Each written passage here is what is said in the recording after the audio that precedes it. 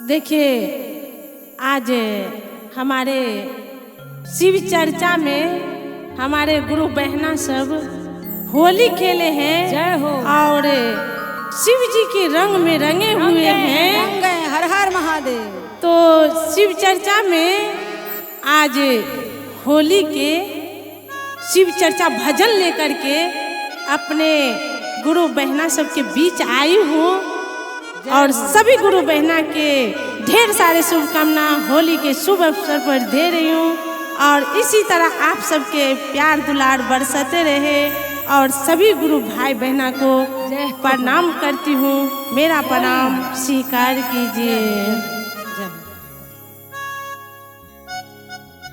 शिव चर्चा में होली मचा द सखी, शिव चर्चा में